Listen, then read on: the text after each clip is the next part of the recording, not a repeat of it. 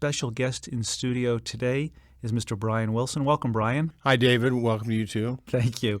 Brian, the Smile DVD is coming out on May 24th, almost 2 years to the day of when you announced you were going to first perform it in London. Looking back on everything that's happened in the past 2 years, what's the first thing that comes to your mind? First thing that comes to my mind when we premiered Smile in London in February of 2004. Talk a little bit about that. Well, I was so scared because I didn't know what to expect, and I was almost ready to vomit or throw up. I was so scared. When we first got on, after we hit our first note, I relaxed. And then I got a 10-minute standing ovation, which made it all worth it. Before we get back to London, probably one of the scariest things I ever had to sit through was watching you watch the rough cut of Beautiful Dreamer.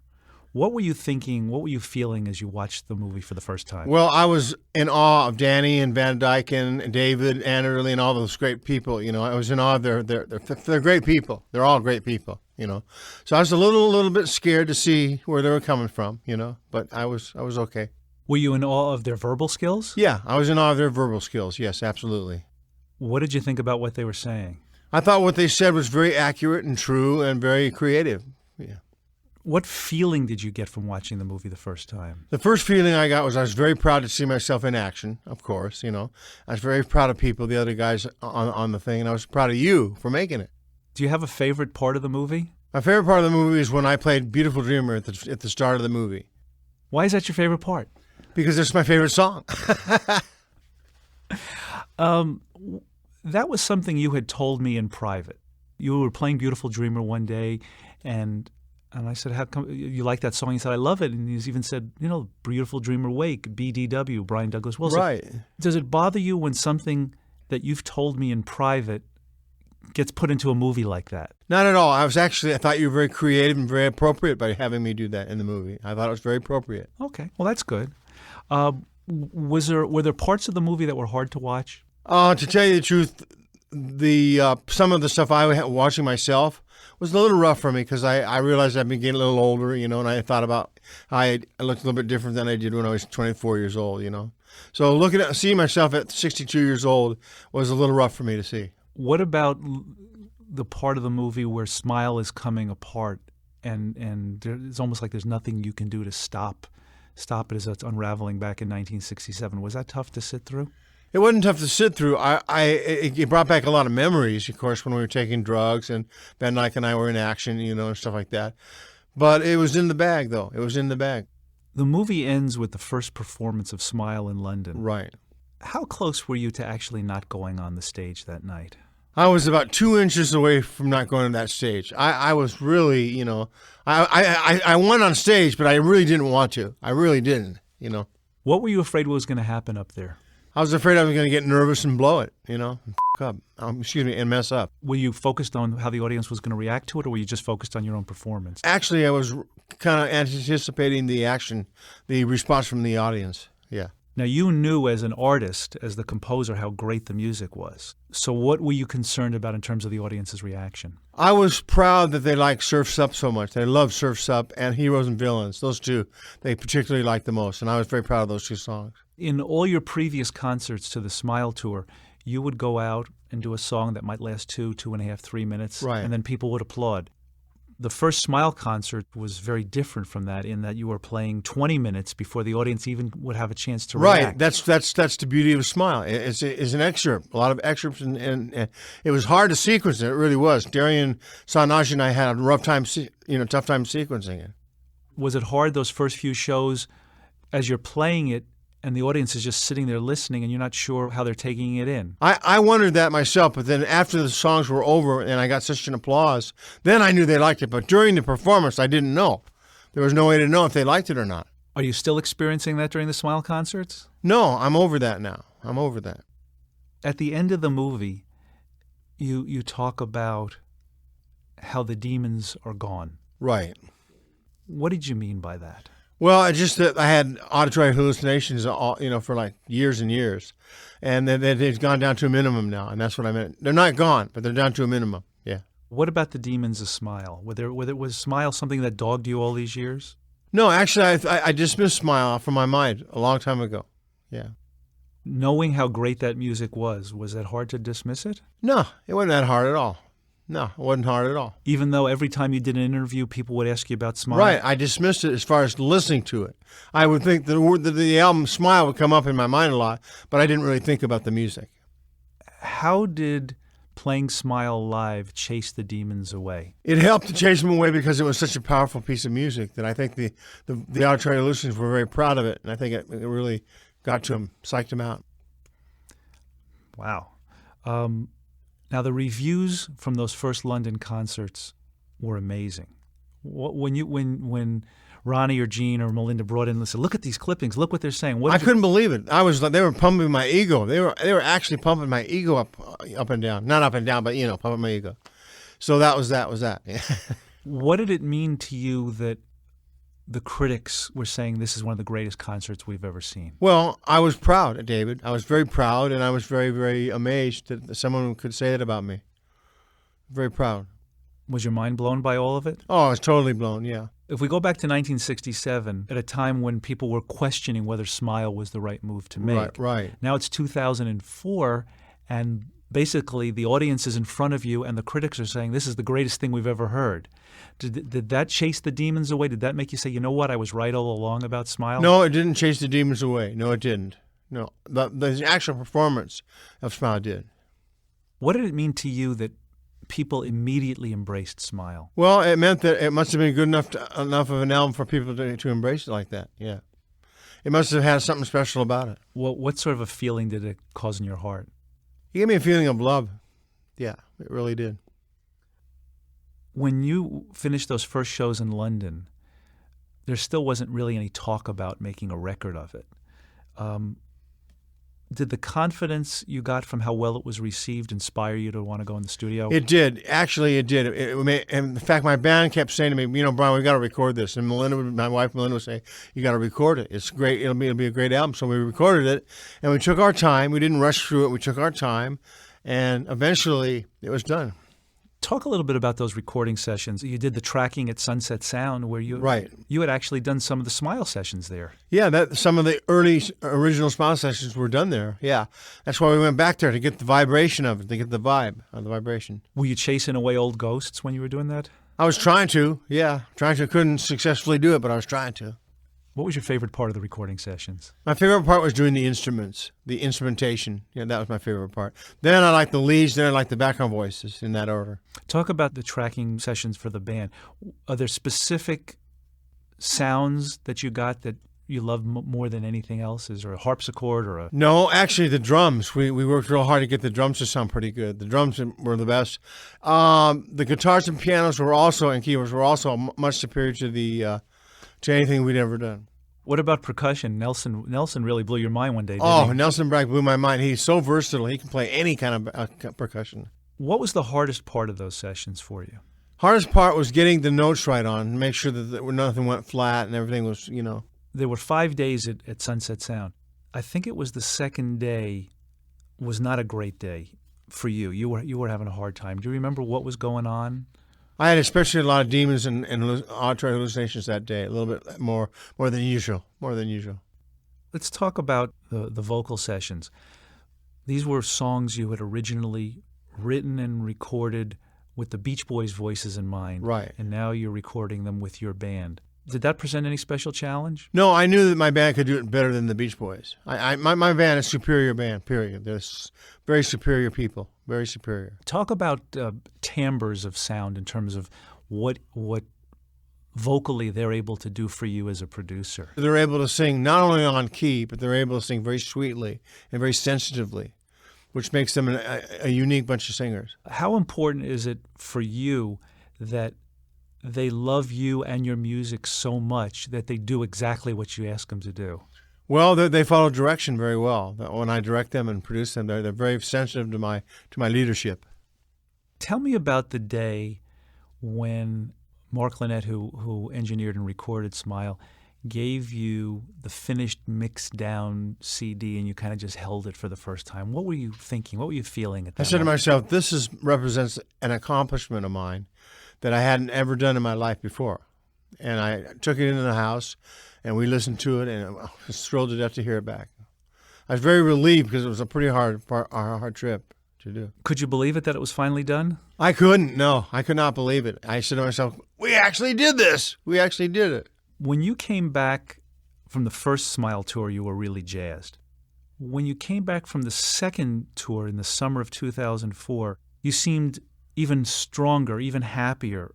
What happened on that tour that seemed to just make you that much better? Well, we've been experienced. We had done some practicing, some practicing. The U.S. tour of Smile was quite a trip. Talk about playing Carnegie Hall. Carnegie Hall, of course, is a very prestigious place to play, as you know, and everybody knows.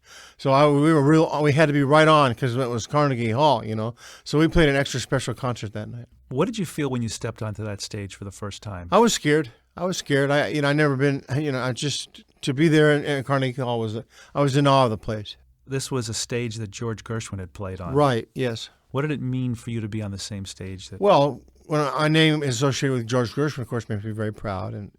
Right after the two Carnegie Hall shows, there was a panel that you and Van Dyke and myself and a couple of journalists did at the CMJ gathering. And you were asked how you felt about Smile finally being released. Do you remember what you said? I said it represents a milestone in my career, and it makes me very happy and confident. You also said something like, when I saw Smile in the store, my nervous breakdown was over. That was what I said. My nervous breakdown was over. It represented the climax of my nervous breakdown. That's a pretty long nervous breakdown. Yeah, I had about a 2-year nervous breakdown. Well, 37 years. Well, 37 years, but it got rough the last 2 years. So facing the music of Smile was a tough trip. It was, yeah. Now, is there anything negative associated with Smile anymore? Only the memory of the bad drugs we took when we were making it. That's the only bad memory. Okay.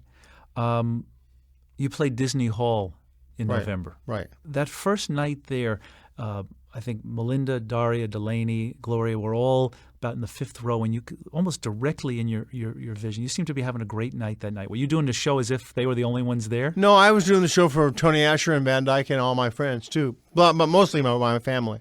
Mostly my family. You've toured Australia, right, and Japan. Anything stand out in memory from those shows? Well, Australia was like our very favorite place we've ever played. The audiences there were outrageously good. Very, very good reaction.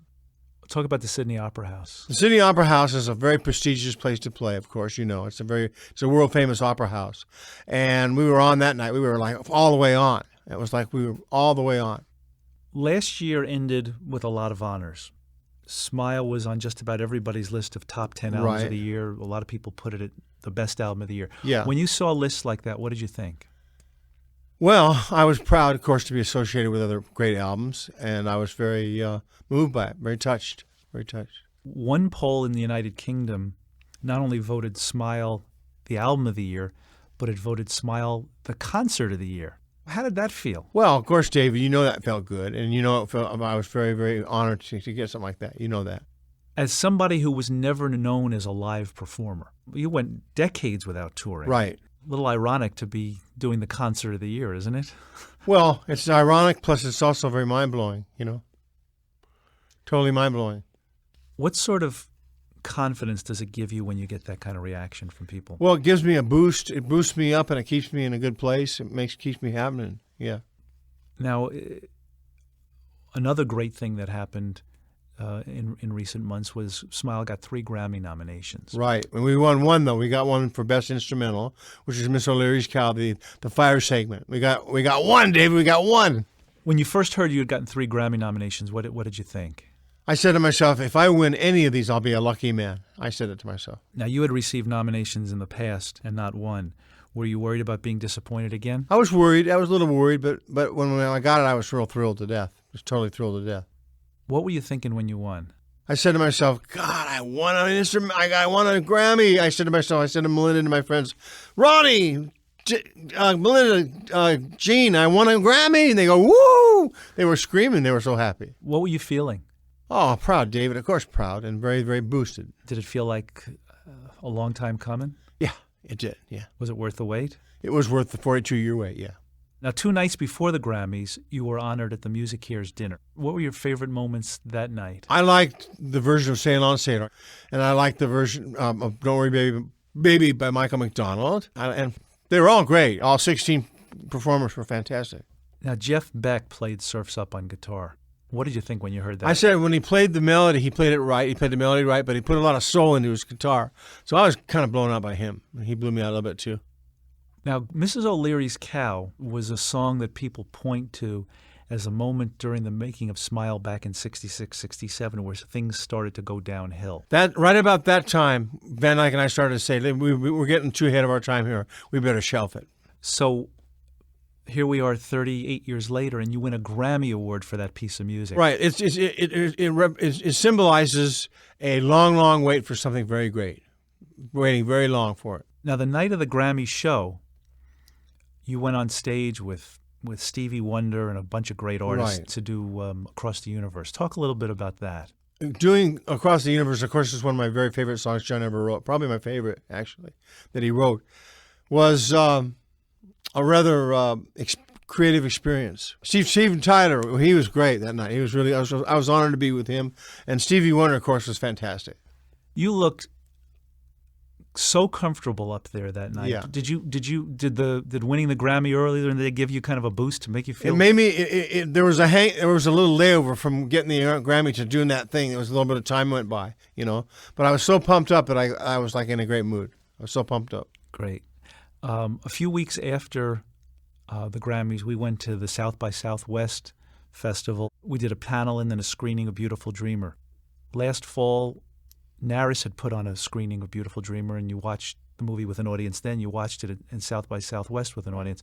What's different about the experience of watching your life with 200 other people as opposed to just watching it on television at home? Well, watching it on television I like because I can concentrate better on it, So I liked it on television better. When you're sitting with the audience, do you feel like people are looking at you to see what your reactions to the movie's going to be? No, I don't think so. I don't think people would do that. I think people got into it on their own, yeah. Okay. Last year when I asked you about how long you wanted to play Smile, you said you thought it had about 5 years life in it as a live performance piece. I think it's got 4 or 5 years in it, yeah. What is it about this piece of music that makes you say that this is something you want to do for the next 4 or 5 years? Well, it's like I said, it's a happy teenage symphony to God, and it's a very, very, very fast-moving album. It goes from one thing to another real fast. Smile has gone gold in the United Kingdom. Worldwide record sales are heading towards 1 million. The concert's one of the best received concerts ever. There's a website, I think it's called Metacritic.com, that for the last 6 or Right. 7 years has been tracking reviews of albums, and they say in that 6 or 7 year period, Smile is the best reviewed album of every record that's been released in 7 years. Well, that's got to be something I'm proud of, We waited a long time to finally get to Smile. Is there another piece of music brewing inside you that you think sometime in the future you're going to come out and blow our minds with? Yeah, the new Christmas album. Actually, it's going to be fantastic. It's going to be great. What about an extended piece? Oh, I don't know if we'll ever do that again. I don't think we're going to be able to top Smile, David. I don't think we're going to be able to. To me, it can't be topped. Let's just do a real quick thing through the tracks of Smile and just give me a one-sentence thought on each of the songs, Okay. if you would. Let's start with Our Prayer, Our Prayer is a very sweet and sensitive and loving piece of music.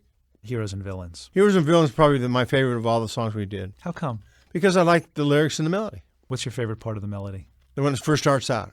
That part. Roll Plymouth Rock. Roll Plymouth Rock really depicts Americana. It really does. What's your favorite part of that? I like it all. I like every part of it. Now, in the barnyard, there's some pretty strange stuff going on there. People making animal noises. Where'd you get the idea for that? Van Dyke's idea. It was his idea to do that, yeah. He'll tell you it wasn't his idea. He'll probably tell you it was my idea. I can't remember. It's been about 38 years, right? 39 years. The Old Master Painter. The Old Master Painter. I like the... Sounds really good with those low bass and cellos. You Are My Sunshine. You Are My Sunshine is a very sad and sensitive little song that we do, Now, you made it into You Were My Sunshine. Right. It was changed because we wanted people to realize what it's like to lose somebody.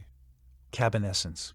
Cabin Essence. I like it because it starts out with a sweet thing, then it goes into a real powerful, heavy rock and roll waltz thing. Bam, bam, bam, bam, bam, bam. It goes from sweet to rock and roll. That's that Who Ran the Iron Horse section. That's wild. It's a very wild triple 3/4 thing. It's a rock and waltz. Is what I call it. Now, during that, Nick, everyone's singing "Who Ran the Iron Horse," but Nick is singing another lyric completely. I don't know what Dennis did that on the original. I don't know what he's saying. I couldn't figure out what he was saying. The second movement starts with "Wonderful." Talk about that. Wonderful is a sweet song all about a girl who just stays in her little world, you know, and then she bumps into a boy, and then she gets her heart broken. Then she goes back to her wonderful. A song for children. Oh, that one. That was a very special little piece, but it wasn't my favorite. You know, Child is father to the man. child is father of the man is a very, very, very deep concept. Child is father of the man. I don't really know what it means, to tell you the truth. I don't even know. The second movement ends with "Surf's Up." Surf's Up is probably the best song we ever wrote together. It was Leonard Bernstein's one of his favorite songs, and he did praise to me, gave praise to me for it. And it was a wonderful song to sing because it rambles and rambles and it goes all over the place. From a point of view of music and poetry, talk about how you combine those elements on that song. We wanted to create a song that people would want to hear over and over again because it was really great. Is that one of the reasons why Van Dyke's lyrics were so important for you, that they had to be complicated lyrics so people wouldn't get the message the first time? Yeah, he put them strung it together so people would take like a year even to get it right. The third movement begins with "I'm in Great Shape." That is a very happy, happy song. Fresh, clean air on my head, morning tumble out of bed. That was a very happy, heavenly song about heaven. I want to be around. I want to be around. It's just something we put in there for something humorous. I want to be around to pick up the pieces. There was no reason for our doing that. We just did it, you know. As long as it worked, it didn't. Right. Now you go from that into the workshop. The workshop is a very, very funny concept where we were banging on our saws and banging on our boards and pounding nails, and that was just a very funny, humorous thing. Just before that starts, you pick up the drill in anticipation of using it on stage. Right. I just do that because I want people to get ready for that drill, the sound of the drill. Kind of have like a little devilish smile when you're doing Right, it. right. Because you know what's coming. Yeah. Vegetables. Vegetables is probably the funniest song we have. That song is very. I hope you tossed me a carrot. My tenny flew right off. You know, just a humorous lyric. Were you ever red as a beet? No, never. Never got that embarrassed? No. On a holiday. Sherry, of course. Weigh the anchor, Yankee, we will party. That was a very, very funny lyric. Very funny. Wind chimes. Wind Chimes is one of my very favorite songs that we do, and it's a very sensitive song, all about how it's hard not to look at my wind chimes.